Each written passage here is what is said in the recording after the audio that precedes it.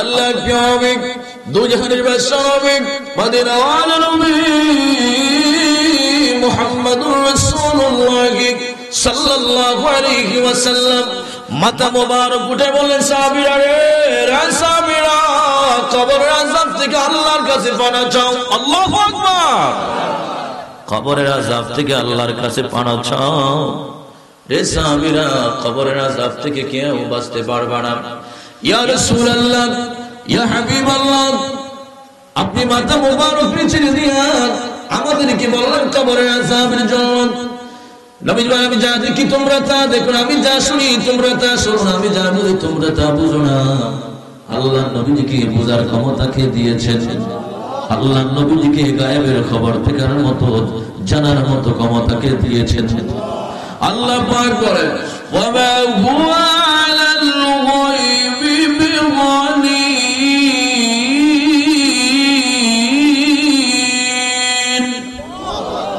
বড় করে বলে আল্লাহু আকবার। আল্লাহ তাআলা বলেন নবী আমার হাবিব আমার আপনি গায়েবের ব্যাপারে কি বললেন? আল্লাহ তাআলা তার হাবিবের যদি গায়েবের খবর দেওয়ার মতো ইলম দান করেন তাহলে আমার আপনার কোনো আপত্তি নাই। কথা বলেন ঠিক না বেঠিক? আল্লাহ তাআলা তার হাবিবের এমন শিক্ষা দিয়েছেন, আল্লাহর নবীজির পৃথিবীতে কোনো ওস্তাদ নেই, তার কোনো শিক্ষক নেই। নবীজি বলছেন ইন্নামা বুইসতু মুআল্লিমান, আমি পৃথিবীর মানুষের জন্য মুআল্লিম হয়ে টিচার হয়ে এসেছি, ছাত্র হয়ে আসে নাই। জুড়ে বলুন সুবহানাল্লাহ। হযরত আলী রাদিয়াল্লাহু তাআলা আনহু আমার নবীজির কাছে আসলেন।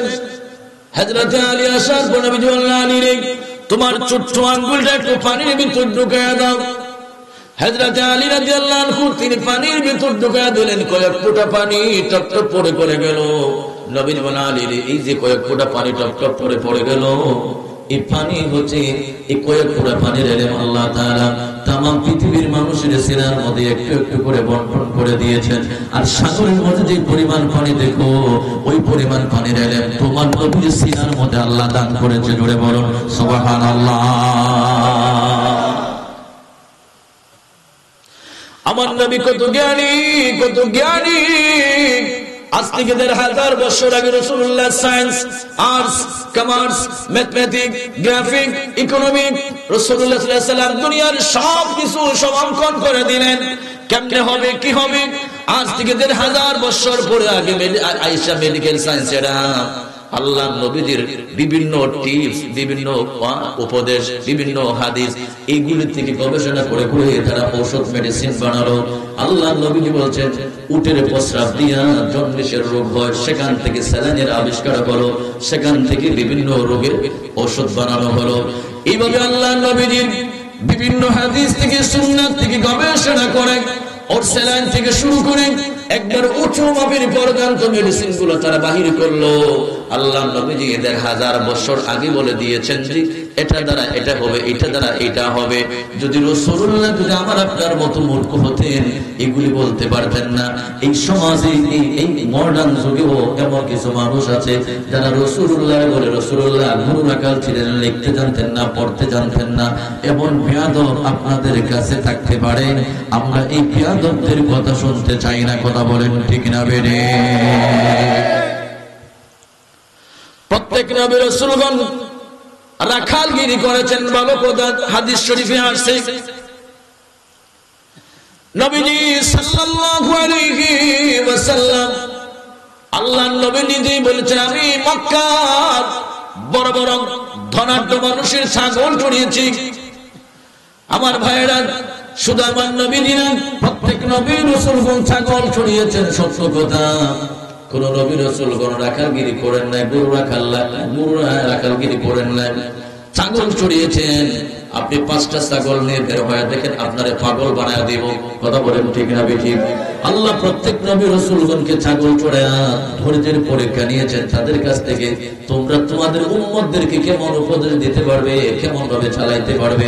আল্লাহ তাআলা প্রত্যেক নবী রাসূলগণকে ছাগল চড়িয়ে ধৈর্যের পরীক্ষা নিয়েছেন। কিন্তু তাদের রাসূলুল্লাহ সাল্লাল্লাহু আলাইহি ওয়াসাল্লামকে শুরু করে কোন নবী রাসূলগণকে রাখাল বলা যাবে না। কথা বলেন ঠিক না বেঠিক? আমার নোয়াগাঁও বাবাজিরা, ভাইরা আমার, গভীর মনোযোগ। নবী বলছেন, উম্মত উম্মত, আদবে আউলিয়া বেয়াদবি শয়তান। অনেক সময় সত্য কথা বেয়াদবির কারণে বলা যায় না।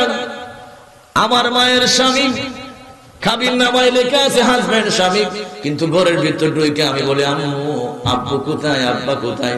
কথা বলেন ঠিক না ঠিক? আমি তো ঘরে ঢুকে বলতে পারতাম, আম্মা তোমার জামাই কোথায়, এই বলতে পারতাম, যেহেতু কাবিল নামায় লেখা আছে আমার মায়ের জামাই হাজবেন্ড স্বামী, আমি বলতে পারতাম। কিন্তু বেয়াদবির কারণে বলে, আব্বা কোথায়, বাবা কোথায়, আব্বু কোথায়? প্রত্যেক নবী রাসূলগণ ছাগল চড়িয়েছেন, তাদেরকে রাখাল বলা যাবে না, বেয়াদবি করা যাবে না। যার যার পদ মর্যাদা অনুযায়ী কথা বলতে হয়। কথা বলেন ঠিক না বেরি? আমার ভাইরা, কবরের কথা বলছিলাম। কবর কবর কবর কবর এমন একটা জায়গা। হযরত উসমান ইবনে জিন্নান রাদিয়াল্লাহু তাআলা আনহু, তিনি দুনিয়ায় থাকা সত্যি আল্লাহর জান্নাতের পাসপোর্ট পেয়েছেন, সার্টিফিকেট পেয়েছেন। যাহার একদিন না দুই দিন নয়, রাসূল পাক সাল্লাল্লাহু আলাইহি ওয়াসাল্লামের সাহাবীরা 30 বছর, 4 জন সাহাবী 30 বছর তারা খেলাফতের রাজত্বগিরি করেছেন, পৃথিবী শাসন করেছেন। আমার ভাইরা, নবীজি ইসলামের সেই দুই মেয়েকে যিনি বিবাহ করেছেন, যাকে বলা হয় নূরাইন, দুই নূরের জ্যোতি। জোরে বলুন সুবহানাল্লাহ। আল্লাহর প্রিয় নবী, দুই জাহানের বাদশা নবী, মদিনাওয়ালা নবী মুহাম্মদুর রাসূলুল্লাহ সাল্লাল্লাহু আলাইহি ওয়াসাল্লাম, যার দুই মেয়ে বিবাহ করার কারণে তিনি দুই নূরের জ্যোতি উপাধি পাইলেন। আল্লাহর নবী মাটি হয়ে কেমনে? সুবহানাল্লাহ। প্রশ্ন আসে না? নবীজির মেয়েকে বিবাহ করার কারণে যদি দুই নূরের জ্যোতি বলা হয়, নবী মাটি হয় কেমনে? আমার ভাইয়েরা, সেদিকে যাচ্ছি না। হযরত উসমান ইবনে জিন্নান রাদিয়াল্লাহু তাআলা আনহু দুনিয়ায় থাকা সত্যি লাল পাসপোর্ট পেয়েছেন। ফুলাফান হা করেছে, আর হচ্ছে মনে হয় আমেরিকার লাল পাসপোর্ট পেয়েছেন, জান্নাতের অগ্রিম সার্টিফিকেট পেয়েছেন। যারা বিনা আযাবে বিনা শাস্তিতে আল্লাহর জান্নাতে প্রবেশ করবে। এরপর হযরত উসমান রাদিয়াল্লাহু তাআলা, তিনি যখন কবরের বয়ান শুনতেন, চোখ দিয়ে পানি পড়ে, ঘাল বেয়ে বেয়ে পানি পড়ে, দাড়ি বেজে বেজে, মুখ বেজে বেজে পানি পড়ে। সাহাবীরা ডাক, উসমান রে উসমান, রে উসমান। হাসরের বয়ান করলে তুমি এত কান্নাকাটি করো না, মিজানের বয়ান করলে তো কান্নাকাটি করো না, ফুলসিরাতের ভয়াবহ কথা বললে তো কান্নাকাটি করো না, জাহান্নামের দাও দাও আগুনের কথা বললে তুমি এত কান্নাকাটি করো না, উসমানের কবরের কথা বয়ান করলে তুমি এত কান্নাকাটি করো। হযরত উসমান বলে, শুনে রাখো, হাসরের ময়দানে মানুষ যদি বিপদে পড়ে পাশে মানুষ থাকবে, মিজান বিপদে পড়লে পাশে মানুষ থাকবে। কবরের মধ্যে এমন একটা জায়গা, যদি বিপদ পড়ে আল্লাহর রাসূল ছাড়া পৃথিবীতে কাউরে আপন পাওয়া যাবে না। জুড়ে বলুন সুবহানাল্লাহ, আল্লাহু আকবার বলো। আমরা ওই রাসূলের মহব্বত চাই কি চাই না? আল্লাহর নবী মায়ার নবী, আল্লাহর নবী মায়ার নবী, যাহার নাই গো তুলনা, নূরে ঝলমল ঝলমল করে সোনার মদিনা। আল্লাহর নবী মায়ার নবী, আল্লাহর নবী মায়ার নবী, যাহার নাই গো তুলনা, নূরে ঝলমল ঝলমল করে সোনার মদিনা। হাজি গনে হজ করিয়া দেশে আসা কান দিয়া গো, মদিনা যে কত সুন্দর, মদিনা যে কত সুন্দর, দেখা তৃপ্তি মিটে না, নূরে ঝলমল ঝলমল করে সোনার মদিনা। আল্লাহর নবী মায়ার নবী, মায়ার নবী যাহার নাই গো তুলনা নূরে ঝলমল ঝলমল করে সোনার মদিনা নূরে ঝলমল ঝলমল করে সোনার সঙ্গে নিয়ে আমারে গো পাখি হইলে ওরাল দিয়া পাখি হইলে ওরাল দিয়া যাইতাম সোনার মদিনা নূরে ঝলমল ঝলমল করে সোনার মদিনা নূরে ঝলমল ঝলমল করে সোনার মদিনা আল্লাহুম্মা একটু দূরত পড়ুন আর শুনলি ভাইরা গভীর মনোযোগ নবীজি সাল্লাল্লাহু আলাইহি ওয়াসাল্লামের অসংখ্য হাদিস রয়েছে অসংখ্য ইতিহাস ঘটনা রয়েছে কবরের মধ্যে আযাব হবে তাতে কোনো সন্দেহ নাই আসুন সেই কবরে যাওয়ার আগে আল্লাহ রাব্বুল আমিন দুনিয়াটা তছনছ করে দিবেন দুনিয়াটা আল্লাহ তাআলা কিয়ামত ঘটিয়ে দিবেন হাসরের ময়দান আল্লাহ কায়েম করবেন কবরের কথাটা একটু রেখে দিলাম 12টার ভিতরে এই মাইক সমাপ্ত করতে হবে কথা বলেন ঠিক না ঠিক যদি সারা দিন সারা রাত যদি সারা রাত জাগ্রত থেকে ফজরের নামাজ পড়তে পারলাম না সেই আজ ওয়াজের কোনো সার্থকতা নাই কথা বলেন ঠিক না ঠিক ওয়াজ করলে ভালো কথা সওয়াব আছে অবশ্যই নবীজি সাল্লাল্লাহু আলাইহি ওয়াসাল্লাম বলেছেন মাজলিসু ফিকহিন খায়রুম মিন ইবাদাতি 60 সানাত আল্লাহর নবী বলেন উম্মত উম্মত উম্মত তুমি যদি দ্বীনের মাহফিল কুরআন সুন্নাহর মাহফিল ইসলামের মাহফিল মজলিসে একটু সময় দাও একটু সময় বসো আল্লাহ নবী বলেন তোমার আমলনামায় 60 বছর ইবাদতের সওয়াব দেওয়া হয় জোরে বলুন আল্লাহু আকবার এই 60 বছর ইবাদতের সওয়াব হলো নফল সওয়াব এখন তো নফল দূরের কথা মানুষ সুন্নাত নামাজই পড়ে না ইমাম সাহেব আসসালামু আলাইকুম ওয়া রাহমাতুল্লাহ আসসালামু আলাইকুম ওয়া রাহমাতুল্লাহ মসজিদ পর্দে খালি কথা বলেন ঠিক না বেটি খালি হয় আপনাদের এলাকায় না হইতে পারে শহরে এই জাতের মুসলমান বেশি আর একটা ধাক্কাধাক্কি তো আছে এই যে মেলাইয়া দুই পাও মেলাইয়া আরেকবার ঘুটাইতে ঘুটাইতে শেষ ব্যাপার কি ভাই শয়তান যাতে না আসতে পারে এই দিকে যে শয়তান যে হাই মহাশরে কইলা দিছে এটা খবর নাই কথা বলেন এই যে সগা মেলাইলো শয়তান এই দিকে আটকাইছো তোমার এই দিকে তো শয়তান মহাশয় খুলে দিছে মাসালা হলো 6 আঙ্গুল পরিমাণ যদি বডি বড় হয় তাহলে তার বডি অনুপাতে একটু মেলাইতে পারবে আয় হায় হায় কি যে শুরু করছে এই জাতের মানুষেরা মানুষের ঈমান নষ্ট কইরা এখন আমল ধরে ফেলাইছে কথা বলেন ঠিক না বেঠিক জানাজার পরে দোয়া লাগবে না নামাজের পরে দোয়া লাগবে না কত কিছু সাচেস ফর एग्जांपल মাঝে মাঝে আমি বলি যে এক বেচারা অফিসে যাইবো বলছে যে ভোমা আমার ফ্যানটা তো লম্বা হয় একটু বাটি করে দিও ঘরে তো মেশিন আছে ভোমা বলল আব্বা আমার তো সাংসারিক অনেক কাজ আমারই দায়িত্ব দিয়ে না এটা আমারে দেন অবসর মানুষ বুড়া মানুষ হ্যাঁ ঠিক আছে বুড়া আমার ফ্যানটা একটু বাটি করে দিও আরে আমার তো চোখই দেখি না কেমনে দিব আচ্ছা ঠিক আছে মেয়ের বললো মেয়ে আমার প্যান্টটা একটু বাড়তি করে দিও লম্বা হয় আব্বু ইউনিভার্সিটিতে অনেক স্টাডি করতে হয় আমার এইটা দিয়ে না বেচারা মলিন করে চেহারা মন করে চলে গেল আরে বুড়া হয়েছি আমার তো বিল নাই কেউ আর দাম দেয় না চলে গেল অফিসে এবং মেয়েটা মনে মনে ভাবলো আমার বাবা এত লেখাপড়া করে কি লাভ হলো যদি বাবার একটা কথাই শুনতে পারলাম না মেশিনে বসে আদাত বাড়তি করে দিয়েছে বৌমা মনে মনে ভাবলো আমার শ্বশুর আমার বাবার জায়গায় একটা কথা বললো যদি না দিই তাহলে আবার কষ্ট পাই মেশিনে বসে আদাত বাড়তি করে দিয়েছে বুড়ি মনে মনে ভাবলো আরে বুড়া মানুষ হয়ে গেছে তাতে কি এখন মায়া কমে গেছে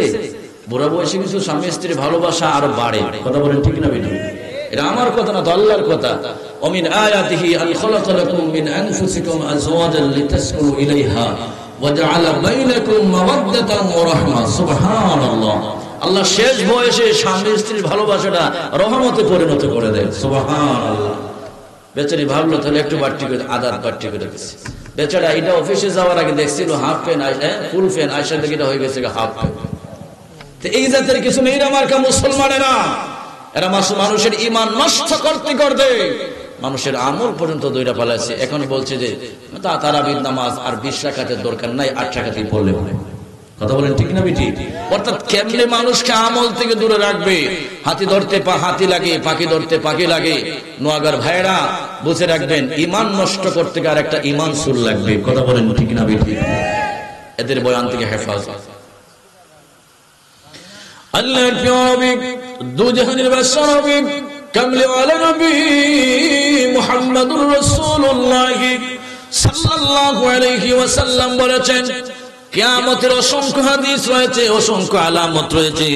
কিয়ামতের অসংখ্য আলামতের ভিতরে আমার ভাইরা আলামত সগুরা হলো 70 মতান্তরে 72 কোন হাদিস শরীফ এসে 40টা। এই 72টা আলামতের ভিতরে কয়েকটা আলামত আপনাদেরকে বলছি। বড় বড় আলামত হলো 10টা। নবীজি সাল্লাল্লাহু আলাইহি ওয়াসাল্লাম বলেছেন, ঘন ঘন মসজিদ হবে, বিশাল বড় বড় মসজিদ হবে, টাইলস হবে, এসি হবে, ফ্যান হবে, জাকজমাট পূর্ণ হবে। নবীজি বলছেন মসজিদ হবে, বড় বড় মসজিদ হবে, জাকজমাট পূর্ণ সুন্দর, কিন্তু হাকিকতে হেদায়েত শূন্য হবে, হেদায়েত থাকবে না। জোরে বলুন নাউজুবিল্লাহ। আমার ভাইরা, নবীজি সাল্লাল্লাহু আলাইহি ওয়াসাল্লাম বলেছেন হাদিস শরীফ, নবীজি বলছেন কিয়ামতের কাছাকাছি সময়ে কাতার বন্দী হয়ে মানুষ দাঁড়িয়ে দাঁড়িয়ে নামাজ পড়বে, মসজিদ ভর্তি মানুষ থাকবে, একটা মানুষ ঈমানদার থাকবে না। জুড়ে বলুন নাউজুবিল্লাহ, চিৎকার করে বলুন আল্লাহু আকবার। আল্লাহর প্রিয় নবী, দুজাহানের বাদশা নবী, মদিনার নবী মুহাম্মদুর রাসূলুল্লাহ সাল্লাল্লাহু আলাইহি ওয়াসাল্লাম বলেছেন, এই কিয়ামতের কাছাকাছি সময়ে আল্লাহ রাব্বুল আলামিন ইলম উঠায় নেবেন। ইলম দুনিয়াতে থাকবে না। ইলম কেমনে উঠায় নেবেন? হাদিস শরীফের ব্যাখ্যায় আসছে, আল্লাহ বড় বড় আলেমদেরকে উঠায় নেবেন, অল্প হায়াতে তাদেরকে উঠায় নেবেন। আল্লাহু আকবার। একবার এই কাছাকাছি সময়ে ইলমের মধ্যে থাকবে না। যারা ইলমি ওয়াজ করবে তাদেরকে মানুষ দাওয়াত দিবে না। যদি সোনা বন্ধুর গান গাইতে পারে, প্রেমের বিশ্বদর্শী যদি কইতে পারে, তাহলে মানুষ তার পিছে দৌড়াবে। এটা নবীজি বলছেন, কিয়ামতের কাছাকাছি সময়ে আলেমের বয়ান কেউ শুনবে না, আলেমের কাছে থাকবে না।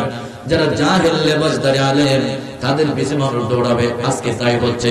আমার মসজিদের সম্মানিত সেক্রেটারি জেনারেল মফিজুর রহমান টিটু সাহেব গাড়িতে বসে বলছেন যে আমি কিছু আলেমদেরকে লাইক করি না, এরা ওয়াজে উঠে সোনা বন্ধুর গান গায়, অর্থাৎ প্রেমের বিশ্বদর্শী। আর যদি তোমার প্রেমের বিশ্বে শোনা লাগে, যদি তোমার সোনা বন্ধুর গান শোনা লাগে, তাহলে তোমার আনার দরকে মমতাজা ফানা আনলে তো ভালো হয়।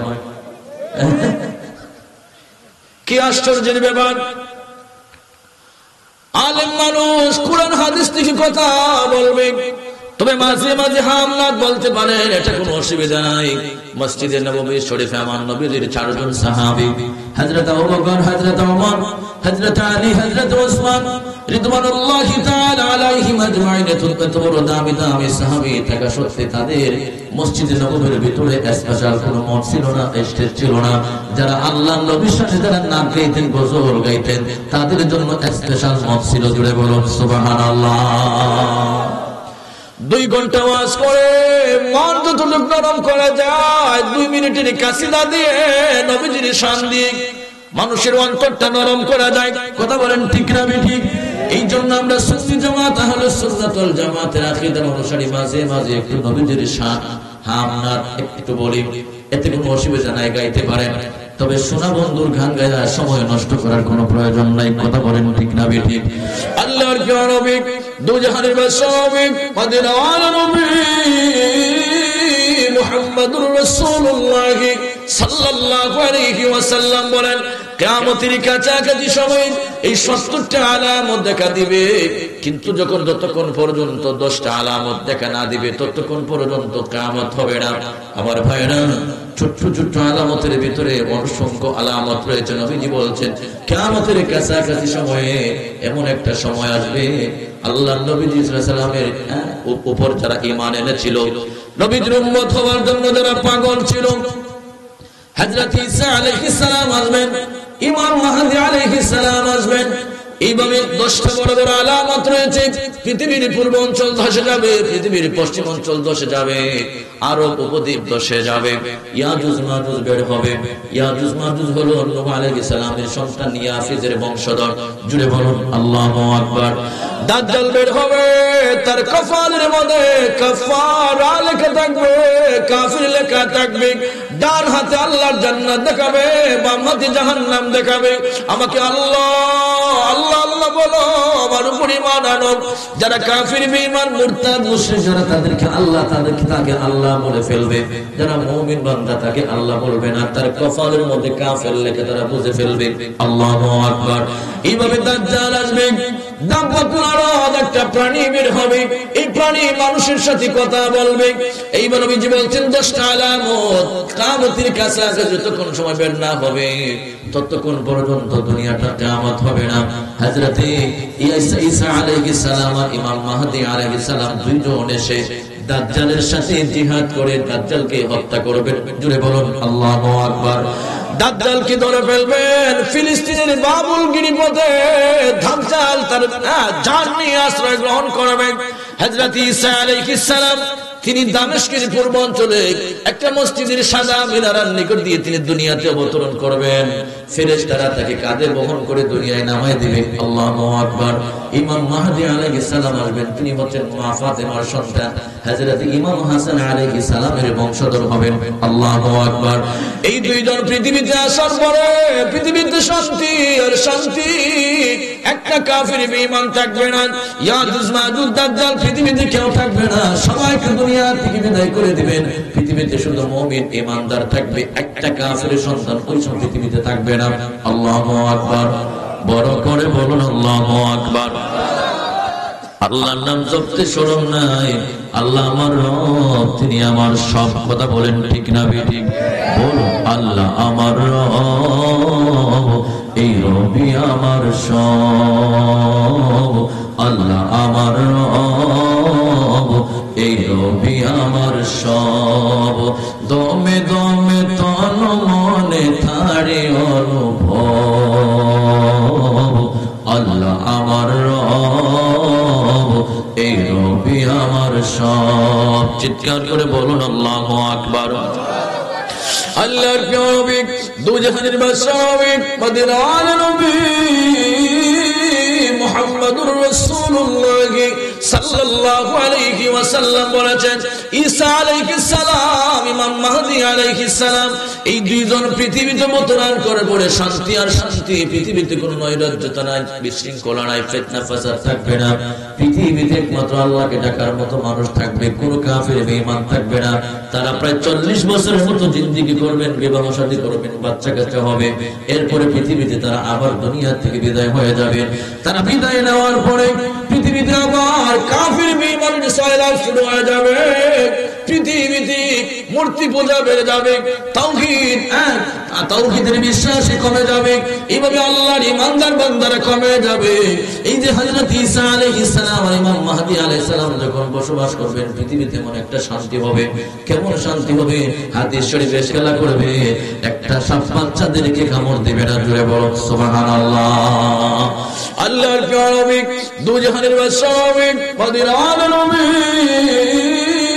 মুহাম্মদুর রাসূলুল্লাহ সাল্লাল্লাহু আলাইহি ওয়াসাল্লাম বলেছেন, মানুষের উড়াও, মানুষের রান, মানুষের সাথে কথা বলবে। তার পরিবারের মানুষ তার আপনকে তার অনুপস্থিতিতে কার সাথে কুকর্ম করেছে তার রান বলে দিবে, তার পুরো বলে দিবে। আল্লাহু আকবার। তার জুতার ফিতা তার সাথে কথা বলবে, তার পোশাক তার সাথে কথা বলবে। সে যে গুরু রাখে, গুরু তার সাথে কথা বলবে। ছাগল তার সাথে কথা বলবে, মহিষ তার সাথে কথা বলবে, উট তার সাথে কথা বলবে, ভেড়া দম্বা তার সাথে কথা বলবে। শুধু তাই না, নবীজি বলছেন তার হাতের মধ্যে যে চাবুক থাকে, আপনারা কি লাঠি বলেন? লাঠি, চাবুক থাকে। নবীজি বলছেন তার হাতের চাবুক পর্যন্ত তার সাথে কথা বলবে। জুড়ে বলুন সুবহানাল্লাহ। আল্লাহু আকবার। হযরত ঈসা আলাইহিস সালাম, ইমাম মাহদী আলাইহিস সালাম পৃথিবীতে এমন শান্তি শান্তি প্রতিষ্ঠা করবেন। ভাগ হরিণ দুইটা বসে বসে গল্প করবে, কেউ কাউকে আক্রমণ করবে না। ভাগ হরিণকে জাপটা দিবে না, হরিণ ভাগে ভয় পেয়ে পালাবে না। গরু আর ভাগ একসাথে পানি পান করবে, কেউ কাউরে জাপটা দিবে না। কিন্তু এখন যদি ভাগ যদি গরু দেখে জাপটা দেয় খাওয়ার জন্য, কথা বলেন ঠিক না বেঠি? আমার নবী ডাকলেন উম্মত উম্মত উম্মত, এমন একটা সময় আসবে শুধু মানুষ আল্লাহকে আল্লাহ চিৎকার করে আল্লাহরে ডাকবেন, আল্লাহ বড় করে বলেন আল্লাহ। মানুষ শুধু আল্লাহর জিকির করবে, নামাজ পড়বে, তাসবিহ পড়বে, তাহলিল পড়বে, পৃথিবীতে গুনার কোন সিস্টেম থাকবে না। মানুষ শুধু আল্লাহর ইবাদত করবে, পৃথিবীতে শান্তি হবে। বর্তমান প্রেক্ষাপট বাংলাদেশের চিন্তা করলে এত নৈরাজ্য, এত ফিতনা, এত ফাসাদ, অর্থাৎ রাস্তাঘাটে হাটমাট কালভার্ট কোনো আপনার জন্য নিরাপদ নাই। জানেন নিরাপত্তা নাই, জানেন নিরাপত্তা তো দূরের কথা, আপনার মানের নিরাপত্তা নাই। অর্থাৎ পৃথিবীতে এমন একটা নৈরাজ্য, বিশৃঙ্খলা দেখা দিয়েছে। আল্লাহ বলছেন কিয়ামতের কাছাকাছি এই সময়ে ইমাম মাহদী এবং ঈসা আলাইহিস সালামের সময়ে এমন কোন ঘটনা তাদের কাছে থাকবে না। জুড়ে বলো সুবহানাল্লাহ। এইভাবে যখন পৃথিবীতে শান্তি ছয়লাভ হয়ে যাবে, নবীজি বলছেন উম্মত তারপরে তারা যখন ইন্তেকাল করবে, তাদের ইন্তেকালের পরে পৃথিবীতে আবার অশান্তি সৃষ্টি হয়ে যাবে, কাফের বেঈমান আবার বেড়ে যাবে, একজন ইমানদার থাকবে না। আল্লাহ কিয়ামতের কাছাকাছি সময়ে মুমিন বান্দাদের বগল তলিতে একটা ফোঁড়া দিবেন, একটা ফুটা হবে, তার গায়ের মধ্যে প্রচন্ড জ্বর আসবে, তাপ আসবে। এই তাপের কারণে মুমিন বান্দারা মারা যাবে। আল্লাহু আকবার। মুমিন বান্দারা মারা যাবে। আল্লাহ ডাক দিয়ে বলে ইসরাফিল রে, সিংহার মধ্যে ফু দে, আমার লোকগুলো আমি সেভ করে ফেলেছি।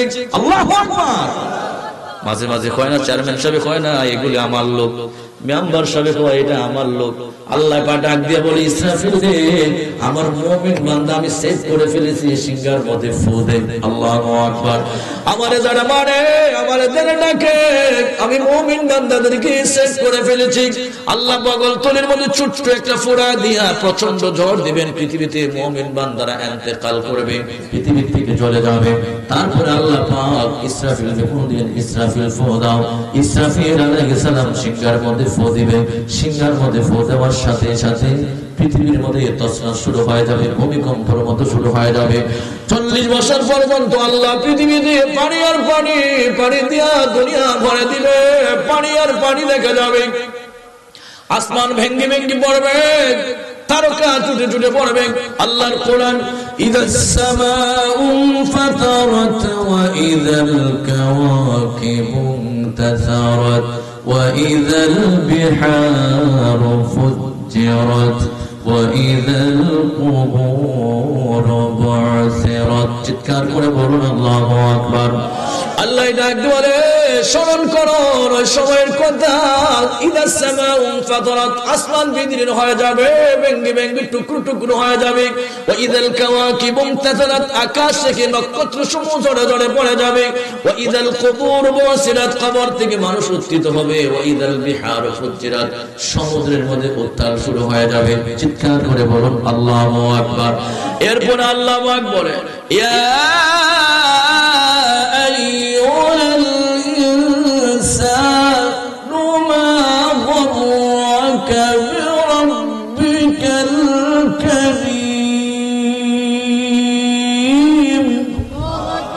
বড় করে বলি আল্লাহু আকবার। আল্লাহ পাক বলেন ইয়া আইয়ুহাল ইনসানু মা গাররাকা বিরাব্বিকাল কারীম। হে মানুষেরা, কোন জিনিস তোমাকে আমি আল্লাহর প্রেম থেকে, আমার স্মরণ থেকে তোমাকে গাফিল করে দিল? কার ভালোবাসায় পড়লে, কার প্রেমে পড়লে রে বান্দা তুই আমি আল্লাহরে ভুইলা গেলে? আল্লাহু আকবার। আমার ভাইরা, এইভাবে ইসরাফিল আলাইহিস সালাম সিংহার মধ্যে ফু দিবেন। ফু দেওয়ার পরে 40 বছর পর্যন্ত বিরতি থাকবে। দুইটা মতান্তরে তিনটা ফোর কথা এসেছে। হযরত ইসরাফিল আলাইহিস সালাম আরেকটা সিংহার মধ্যে ফু দিবেন। পৃথিবীতে কোনো প্রাণী থাকবে না, কোনো মানুষ থাকবে না, সব ইন্তেকাল করবে, খবরের মধ্যে পড়ে থাকবে। কেউ গাছের পেটে, কেউ মাছের পেটে, কেউ কবরস্থানে, কেউ গাছতলায়, কেউ বাসতলায়, কেউ পুষ্করিণীর পাড়ে, কেউ 3.5 হাত মাটির নিচে অনেক জায়গায় জায়গায় পড়ে থাকবে, যে যেখানে থাকবে সেটাই তার কবর, সেটাই তার হাসর হবে। আল্লাহু আকবার। এই যে আমরা বসে আছি নোয়াগাঁও, এই নোয়াগাঁও হবে হাসরের ময়দান, হাসরের মাঠটা হবে। যেই জমিনে আমরা বসবাস করছি এটাই হবে হাসরের মাঠ। আল্লাহ তামার মতো গরম করবেন, পানিগুলো শুকায়া 40 বছর আল্লাহ পানিটা শুকাইবেন, শুকায়া আল্লাহ তাআলা তামার মতো জমিন বানাবেন। নিচ দিয়ে পাড়া দিলে তামার মতো গরম লাগবে, উপর দিয়ে তাকাইলে মাত্র হাত উপরে মানুষের সূর্যটা থাকবে। আল্লাহু আকবার। চিৎকার করে বলুন আল্লাহু আকবার। বাবাজিরা খারাপ লাগতেছে, কষ্ট হইতেছে? তাহলে আসুন নবীজির একটা শান গাই। সালাতু সালাম জানাই, দরুদ সালাম জানাই আপনার উপরে নবী গো আমরা গুনাহগারে। বলুন সালাতু সালাম জানাই, দরুদ সালাম পরে নবী গো আমরা। সালাম আমরা গুনাহগারে জানাই, আমরা গুনাহগারে। সালাম আমরা গুনাহগারে জানাই, আমরা গুনাহগারে নবী গো আমরা গুনাহগারে। ওরে কোরআন শুনছি আমি গুনাহগারের বন্ধু তুমিও, পিলাই বাকাও সাড়ের পানি, পিলাই বাকাও সাড়ের পানি ময়দান হাসরে নবী গো আমরা গুনাহগারে। বলুন সালাতু সালাম জানাই, দরুদ সালাম জানাই আপনার পরে নবী গো আমরা। ওরে বহু আশা নিয়ে মোরা আসিয়াছি মাহফিলে, ও রহমত বরকত দিও, রহমত বরকত দিও নবীদের খাতিরে নবী গো আমরা গুনাহগারে। বলুন সালাতু সালাম জানাই, দরুদ সালাম জানাই আপনার পরে নবী গো আমরা গুনাহগারে। চিৎকার করে বলুন আল্লাহু আকবার। আমার ভাইরা, নবীজি সাল্লাল্লাহু আলাইহি ওয়াসাল্লামের প্রতি দুরূদ সালাম পড়তে প্রেরণ করতে বকিলামি করবেন না। নবীজি বলছেন পৃথিবীর সবচেয়ে কৃপণ বকিল কিপটা মানুষ হলো ওই ব্যক্তি যে আমার প্রতি দুরূদ শরীফ পড়তে বকিলামি করে। জোরে বলুন নাউযুবিল্লাহ। নবীজির প্রতি দুরূদ শরীফ পড়তে বকিলামি করবেন না। আমার ভাইরা, নবীজির দুরূদের অসংখ্য বরকত রয়েছে, সেগুলো বলতে পারবো না। ছোট্ট করে একটা কথা বলে দেই। আশরাফ আলী থানভী সাহেব তার জাদুস সাইদ নামক কিতাবের মধ্যে লিখেছেন, নবীজি সাল্লাল্লাহু আলাইহি সাল্লামের দুরূদের কি বরকত একটু শুনেন। হযরতে মুসা কালিমুল্লাহ আলাইহিস সালাম বারবার আল্লাহর সাথে কথা বলেছেন, টকিং করেছেন। আল্লাহ কোরআনে বলেন, ওয়া কাল্লামাহু মুসা তাকলিমা।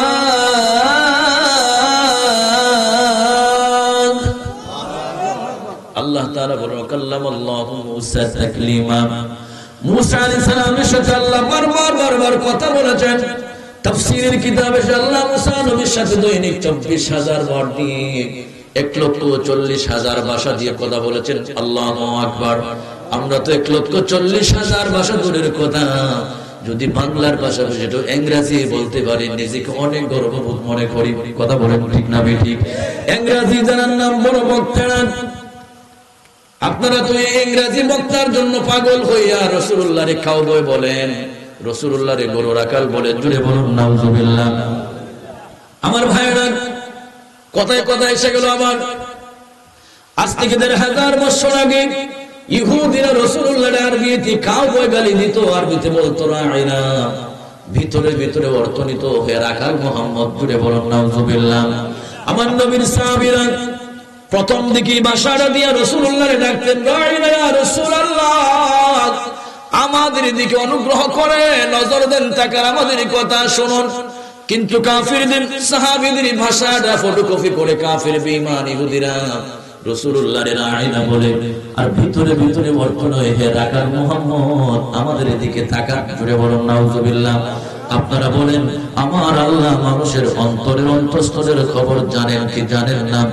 আল্লাহ কোরআনে বলেন, আল্লাহু আলিমুম বিযাতিস সুদূর। আল্লাহ পাক মানুষের অন্তরের অন্তঃস্থলের খবরটুকু ভালো করে জানেন। আমার ভাইয়েরা, আলোচনা গোছানিয়ে আসছি, 12টার ভিতরে সমাপ্ত করতে হবে।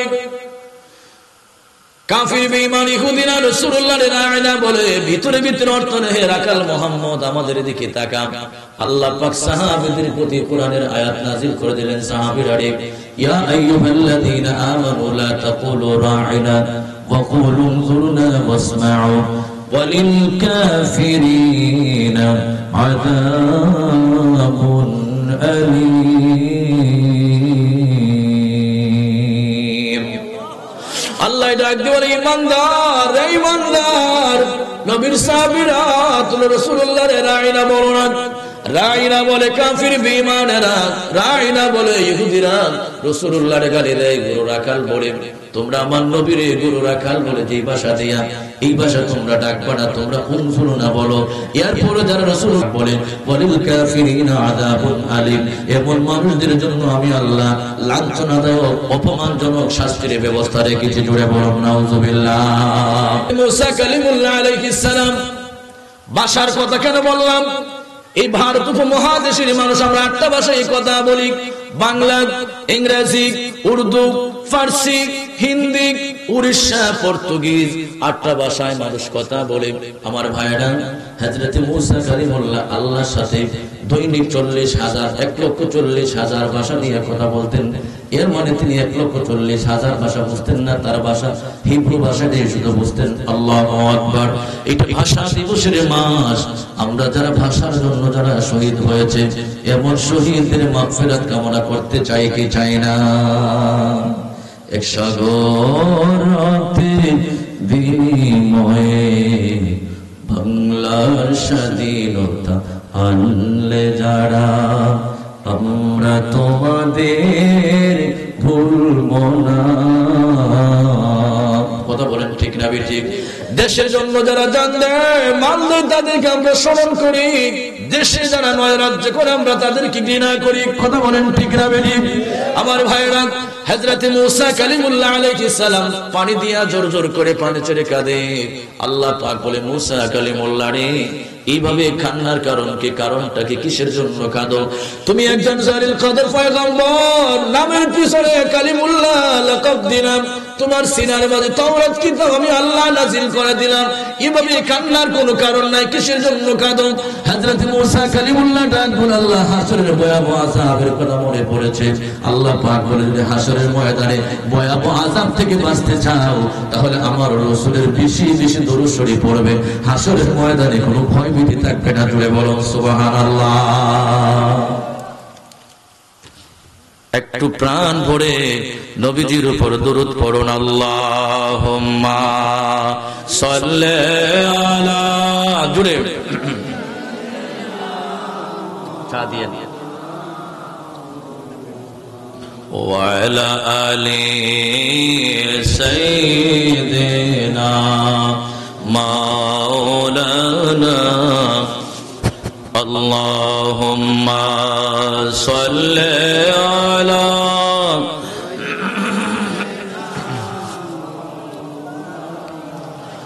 মুহাম্মদ ওয়া আলা আলি সাইয়্যিদিনা।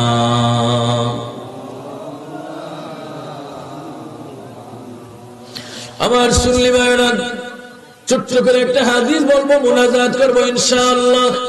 বলুন ইনশাআল্লাহ। প্রত্যেক কাজের আগে ইনশাআল্লাহ বলা কি সুন্নাত। সাজেস ফর এক্সাম্পল, এক বেচারা বাজারে যাচ্ছে, গরু বিক্রি করব, বন্ধু বললে, বন্ধু ইনশাআল্লাহ বলো। আর আমি আমার ঘরে গরু বিক্রি করবো, ইনশাআল্লাহ বলার কি আছে? বেচারা বাজারে গেল, গরু বিক্রি করলো, অনেক টাকা পাইলো, পকেটে রাখছে, পকেট সোনা দেখে মাশাআল্লাহ সুন্দর একটা বিলিট দেখা, এটা টাকাগুলো নিয়ে গেছে। এবার ওই বেচারা মনটা চেহারা মলিন করে বাজারে বাড়িতে যাচ্ছে, আবার ওই বন্ধুর সাথে প্রতিমধ্যে দেখা হইলো, বন্ধু কি অবস্থা?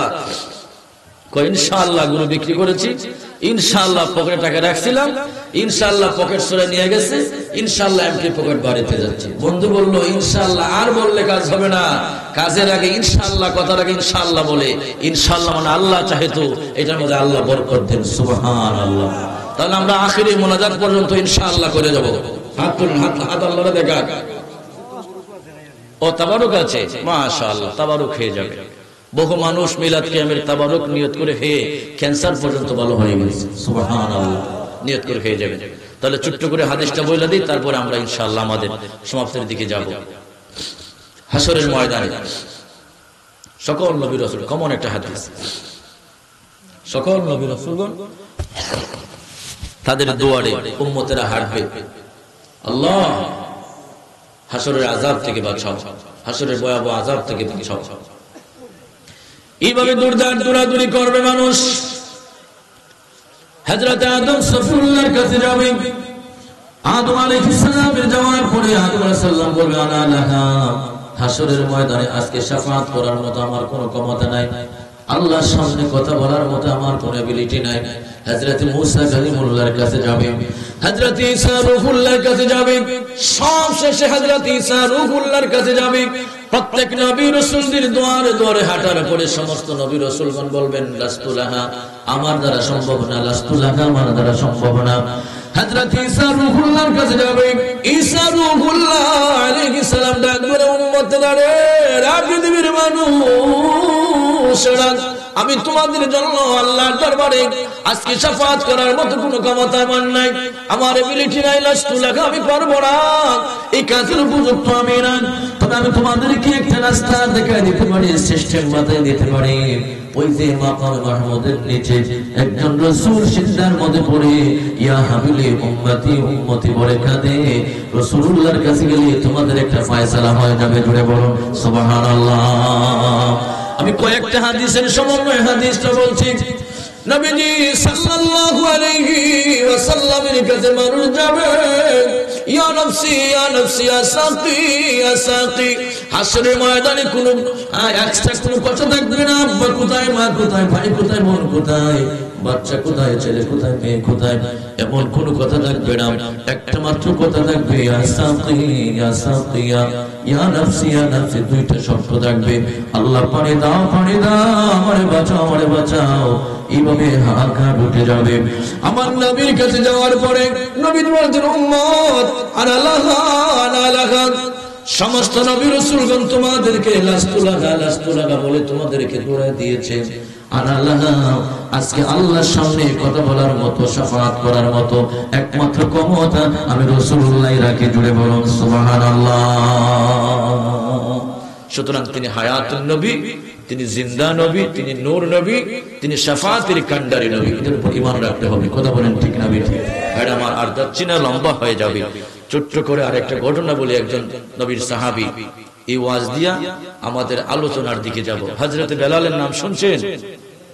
নাম শুনছেন? বেলাল কেমন সাহাবী? পৃথিবীর শ্রেষ্ঠ মুয়াজ্জিন, পৃথিবীর প্রথম মুয়াজ্জিন। সুবহানাল্লাহ। যিনি আযান দিলে আল্লাহর আরশ পর্যন্ত তরতর করে কাঁপত। সুবহানাল্লাহ। হযরত বেলাল, চার কথা বলছিলাম। হযরত বেলাল রাদিয়াল্লাহু তাআলা আনহু আমার নবীর সুন্নাতের পাবন্দি ছিলেন। নবীজির জন্য জান দিতে প্রস্তুত, মাল দিতে প্রস্তুত। হযরত বেলাল রাদিয়াল্লাহু তাআলা আনহু জীবনভর রাসূলুল্লাহর প্রেমে কেঁদে কেঁদে জীবনটা শেষ করে দিয়েছে। কিন্তু হযরত বেলাল বিবাহ করতে পারেন নাই। কাছাকাছি বয়সে বিবাহের বয়স পার হয়ে যাচ্ছে। সাহাবীরা বলল, বেলাল তুমি রাসূলের একটা সুন্নাত বাদ দাও নাই, বিবাহ নবীজির সুন্নাত, তাহলে তুমি বাদ দিবা কেন? কথা বলেন ঠিক না বেঠিক? হযরত বেলাল ডাক দিয়ে বলে, সাহাবীরা রে সাহাবীরা, সাহাবীরা, ডাক্তার কবিরাজ আমারে বলেছে বেশি দিন দুনিয়ায় থাকবো না, বিশাল রুগ্ন হয়েছে, বাঁচতে পারবো না, এক সপ্তাহ বা এক মাস সর্বোচ্চ পৃথিবীতে থাকবো, বিশাল বড় রোগ হয়েছে, আমি বিবাহ করতে পারবো না। যেমন কিছুদিন আগে আমার এক মুসল্লি বলে, হুজুর আমার বয়স প্রায় 40 ওভার, আমি কি 15 বছরের নির্বাহ করতে পারি? আমি তো সাহস পাই না, কদিন বাঁচবো। আল্লাহু আকবার। হযরত বেলাল ডাক দিলেন, রা নবীর সাহাবীরা এক সপ্তাহ পর্যন্ত এক মাস পৃথিবীতে থাকবো, বিয়ে করে লাভ কি হবে? হযরত বেলাল রাদিয়াল্লাহু তাআলা নবীর সম্মানার্থে, নবীর সুন্নতের সম্মানার্থে তিনি বিবাহ করবেন। মাঠে নামলেন, বলেন ঠিক আছে তোমরা উকিলাতি করো, বিবাহ করবো ইনশাআল্লাহ। বলে ইনশাআল্লাহ। এর মানে কি সবাই করবেন বিয়ে? আমার ভাইরা, হযরত বেলাল রাদিয়াল্লাহু তাআলা ইনশাআল্লাহ। সাহাবীরা যেই করে প্রস্তাব দিয়ে, যে মেয়ের কাছে প্রস্তাব দিয়ে কেউ রাজি হয় না, এটা স্বাভাবিক কথা। যদি আপনার মেয়ের জন্য কেউ প্রস্তাব দেয় আর যদি শুনেন জামাইটা এমন বিশাল রোগী, 1 মাস অথবা 1.5 মাস বাঁচবে, আপনার মেয়েকে বিবাহ দিবেন? দিবেন না। হযরত বেলালের কাছে কেউ বিবাহ দেয় না। আবু বকর ডাক দিলেন, রে বেলাল, যদি আমার অনুমতি দাও তোমার বিবাহের উকিলাতি আমি একটু করে দেই। আল্লাহু আকবার। কেমন উকিল হবেন? হযরত আবু বকর রাদিয়াল্লাহু তাআলা মাঠে নামলেন, বেলালের বিবাহ করাবেন। হযরত বেলাল রাদিয়াল্লাহু তাআলা পৃথিবীর মদিনাতুল মুনাওয়ারা সুন্দর সুরুচি রূপসী একটা মেয়ের জন্য প্রস্তাব দিলেন। মেয়েটা রাজি হয় না প্রথম দিকে। তারপরে তিনি বলেন, রে আল্লাহর বান্দি, তুমি শোনো, বেলালকে চিনো? তুমি কি চিনতে পারো? নবীর সাহাবী। বলে শুধু সাহাবী না, যেমন তেমন সাহাবী না, কিয়ামতের ময়দানে হাসরের মাঠে আল্লাহ তাআলা তার হাবিবের কাছে 8 খানা বেহেশতের চাবি জিম্মাদার রেখে দিয়েছেন। আল্লাহু আকবার। 8 খানা চাবি, জান্নাতের চাবি রাসূলুল্লাহর কাছে আমানত রেখেছেন। কিয়ামতের দিন রাসূলুল্লাহ যতক্ষণ পর্যন্ত জান্নাত উদ্বোধন না করে দিবেন, কোন নবী রাসূল জান্নাতের বারান্দায় ঢুকতে পারবে না। আল্লাহু আকবার। হযরত আবু বকর ডাক দিলেন, রে আল্লাহর বান্দি বেলাল, বেলাল এমন সাহাবী রাসূল করিম সাল্লাল্লাহু আলাইহি ওয়াসাল্লাম কিয়ামতের ময়দানে, হাসরের ময়দানে যেদিন বুরাকের উপর আরোহণ করে, জান্নাতে উটের উপর আরোহণ করে করে যেদিন রাসূলুল্লাহ জান্নাত উদ্বোধন করে দিবেন, হযরত বেলাল রাসূলুল্লাহর উটের লাগাম ধরে ধরে আল্লাহর নবীর সাথে জান্নাতে প্রবেশ করবে। জুড়ে বলুন সুবহানাল্লাহ। আমার নবী ডাক বলে, রা পৃথিবীর মানুষ, স্বামী যদি জান্নাতি হয় স্ত্রীর জন্য সুপারিশ করতে পারবে, স্ত্রী জান্নাতি হলে স্বামীর জন্য সুপারিশ করতে পারবে। হযরত বেলাল রাদিয়াল্লাহু তাআলা নিঃসন্দেহে আল্লাহর জান্নাতের মেহমান হবে। তুমি বেলালের স্ত্রী হয়ে আল্লাহর জান্নাতে থাকবে, তুমি একটু রাজি হয়ে যাও। বেলালের স্ত্রী রাজি হয়ে গেলেন, বিবাহ বন্ধন হয়ে গেল। লম্বা ঘটনা খুব শর্ট করে বলছি। হযরত বেলাল বিবাহ হয়ে গেল, 1 সপ্তাহ অতিক্রম করলো। হযরত বেলাল দুনিয়া থেকে বিদায় হয়ে যাবেন। সমস্যা নাকি ম্যাডাম? হযরত বেলাল 1 সপ্তাহ হলো পৃথিবী থেকে চলে যাবেন, পৃথিবী থেকে বিদায় হয়ে যাবেন। হযরত বেলাল ওনার স্ত্রী সকালবেলা থেকে কোনো খায় না, খাবার দাবার ছেড়ে দিয়েছে। আজকের দিনটা পার হলে আমি স্বামীর থেকে আলাদা হয়ে যাব, বিবাহ হয়ে বিধবা হয়ে যাব, নারী হয়ে যাব। বেলালের স্ত্রী কোনো খাবার খায় না। একজন পাগল ভিক্ষুক মানুষ বেলালের ঘরের দরজার মধ্যে হাজির হইয়া বলল, মা গো মা, ও মা, ঘরে কোনো খাবার আছে নি? 3 দিন যাবত কোনো খায় না, আল্লাহর রাস্তায় একটু খাবার দাও। আল্লাহু আকবার। বেলালের স্ত্রী পর্দার ভিতর থেকে একটা রুটি দিল। পাগল রে, পাগল রে, খাইয়া একটু মুনাজাত কর, আল্লাহ যেন বেলালের হায়াত বাড়ায়া দেয়। আল্লাহু আকবার। পাগলরা একটা রুটি খাইয়া দোয়া করে, আল্লাহ তুই বেলালের বয়স 10 বছর বাড়ায়া দাও। আল্লাহু আকবার। বেলালের স্ত্রী পর্দা থেকে আরেকটা রুটি দিল। পাগল রে, বেলালের জন্য একটু মুনাজাত কর। বেলালের পাগল আরেকটা রুটি খাইয়া, আল্লাহ বেলালের হায়াত তুমি 20 বছর বাড়ায়া দাও। আল্লাহু আকবার। এভাবে একটা নয়, দুইটা নয়, পাগল দোয়া করে, পাগল কালেকশন শুরু করে দিল। ঘরের দরজার মধ্যে দাঁড়ায় একটা যায় 10 বছর হায়াত আল্লাহর কাছে চাই। আল্লাহ বেলালের বয়স 10 বছর বাড়িয়ে দাও, 20 বছর বাড়িয়ে দাও, 30 বছর বাড়িয়ে দাও। এইভাবে খাইতে খাইতে ঘরের ভিতরে 60টা রুটি ছিল। বেলালের স্ত্রী 60টা রুটি দিয়ে দিল। আর পাগল ডাক দিয়ে বলে, আল্লাহ তুমি বেলালের বয়স আজকে থেকে নতুন করে 70 বছর হায়াত দাও। সুবহানাল্লাহ। পাগল দোয়া করে, আল্লাহ আল্লাহ আল্লাহ, বেলালের হায়াত 70 বছর বাড়িয়ে দাও। ঠিক এই মুহূর্তে আজরাইল দাঁড়িয়ে গেল। আজরাইল ডাক বলে, পাগলের রাস্তা দিয়ে বেলালের রূহ কবজ করব। পাগল ডাক দিয়ে বলে, দেখছো আমার হাতের মধ্যে লাঠি, এমন বাদাম দিমু বাইরে একবারে সাইজ করে দেব, বার হয় থেকে। আমি কই কি আর তুই এসেছ করস কি? আমি লাগছে আল্লাহর সাথে কালেকশন করা। বেলালের স্ত্রী আমার একটা না দুইটা না 7টা রুটি দিয়েছে, আমি যার নুন খাই তার গুণ গাই, আমি আল্লাহর সাথে নিমক হারামি করবো না। আল্লাহু আকবার। পাগল ডাক